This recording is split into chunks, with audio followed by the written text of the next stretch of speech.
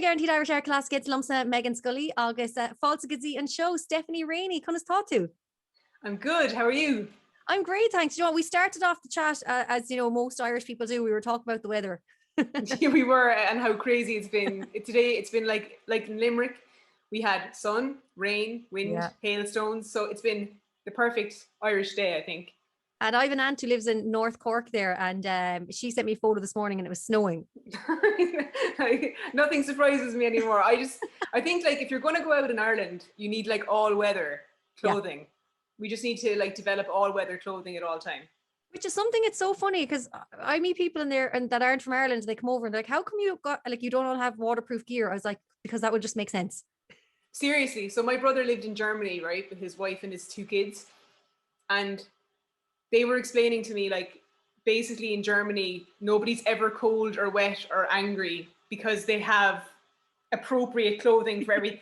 And I was like, how have we not figured that out yet? Like, we know it rains, so like why do we go out in like jeans that just get saturated and stuff? They're just like, yeah, we're just not prepared. We just haven't evolved enough yet. We're getting there. We're getting there. A few more years and we might have figured out, do you know what, having a waterproof jacket is actually really good. Yeah, I mean, it should probably have happened sooner, but we'll just go at our own pace. It's all good. Absolutely. And of course, I suppose weather aside, the reason we're talking enough is your music. And now No Cowboy came out in January. So I've seen you getting a great reception all around. So how's it been for you since releasing? And I suppose as well, bringing out music in a lockdown? It's been crazy. And like, No Cowboy is a song that as soon as I wrote it, I fell in love with it. Like it's, you know, I write lots of songs and I love them all, but No Cowboy, I've just loved it since the day that I wrote it, you know. So when it came to releasing it, I was really excited. A little bit nervous about putting it out because I wasn't sure how people would kind of take it, you know. It's a kind of a story song. It's the language in it. It's kind of a weird, like, you know, there's no cowboy on the way. I was like, well, people kind of get this or whatever. But people love it, like, and like even this week, like it's gone up from the week before it was 20 in the chart. Now it was 16, and now it's gone up again to 14, and it's March. So it just keeps growing and growing and getting bigger and bigger, and it's been really cool, and it's been really nice because I had kind of hoped to release it last year. Obviously, last year was, you know, one of those what are you doing? What's happening in the world years? But it just feels good to be putting music out again. I'm enjoying it a lot. I know in the song, like, you're talking about things with the music industry. And then I actually remember seeing you on TV there.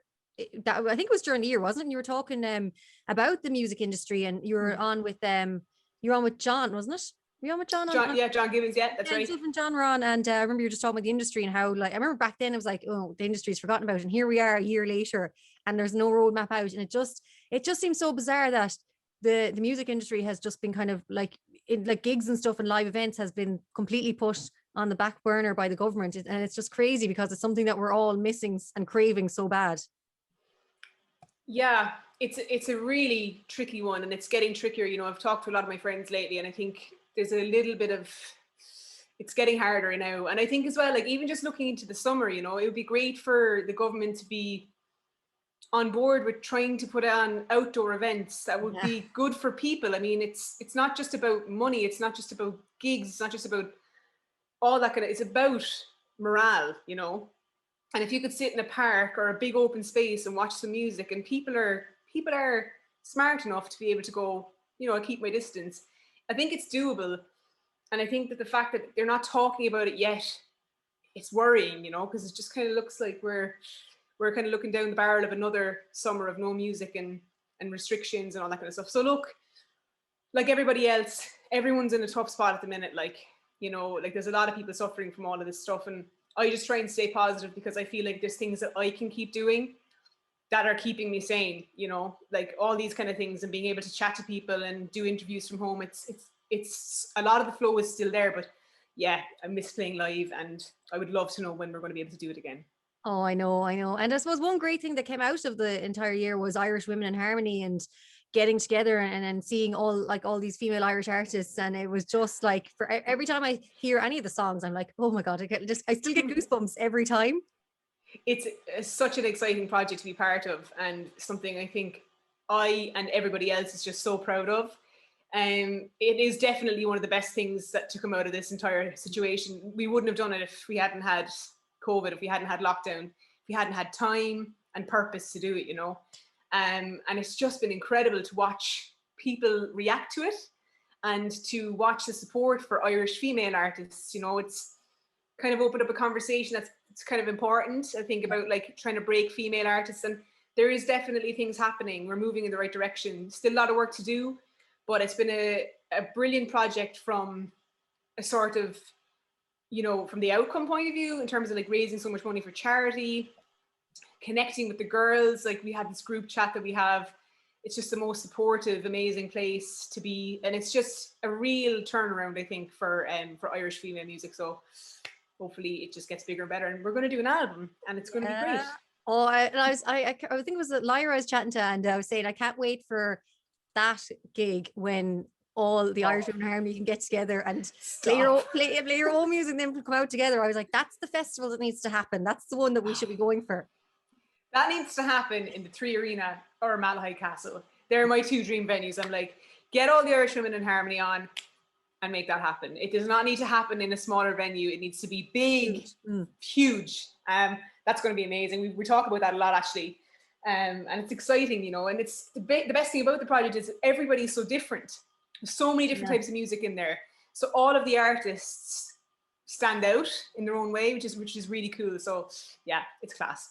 Well, because I remember there during, I think it was over the Christmas. Yeah, it was Christmas because I would have been home. And I remember watching the documentary with Elder McAvoy and Mary Black, and Dolores Kane was there, and Sharon Shannon, and they all did like this tours. Like they all came together, and I was like, this is like kind of remind me of like they were like, they did that back in the 90s, I think it was. So now to see this happen again, I think it's great to see the next generation, because I know Roisin O was involved as well. And so I just think it'll be I think that's something now that's definitely going to be in the future. So I think when that happens, we'll be can't wait. Oh, it's going to be such a celebration, because, you know, we haven't had a chance to celebrate the success of it yet, you know.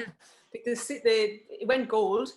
We did the Late Late Show twice before Christmas, and after one of them we got to go for like a little dinner thing. Yeah. But like it was like time, you know, we were all kind of going our separate ways, and we're in the pipeline. We're doing a writing camp to write for the album. And that's just been postponed as well. So we're all kind of gagging just to kind of get in a room together and you know, really kind of get into the fiber of the art, I guess, you know, with like the writing and teaming up and collaborating. And that's going to be really, really cool. And I think like that'll really make the project feel very gelled together. So yeah, it's really exciting thing to be part of. It is absolutely class. Now as well, of course, I can't let the chat go without talking about your own EP. So what more can you tell us? What's to come? So new single coming in April, which is going to be exciting. Yeah, it's called Ross and Rachel. So you can guess what that might be about. It's not about Ross and Rachel from Friends. It's just 2 random Irish people called Ross and Rachel. So yeah, that's coming out in April, and then there's just 2 more singles to come, and then the EP will come. I think we're aiming for kind of August, September time. And it just feels exciting to be putting out like a body of work. You know, I've never done that. I've only ever done singles, kind of building up. And now things just feel like they're going the right way. Yeah. It feels like the right time. And the songs that I have coming, I'm very proud of. So there's some that are kind of more heavy than others. And they'll land in their own way, where I want there to be sort of a movement behind them. But the next track that's coming is just like a proper singer-songwriter pop glorious track. I'm just excited to sing it everywhere that I possibly can, you know.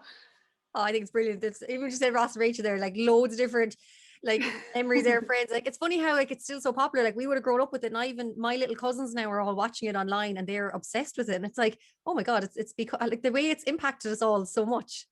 It's crazy. Like I was sick last week, and I was sitting down, I was like thrown on the couch, and I was like, oh, I'm feeling miserable.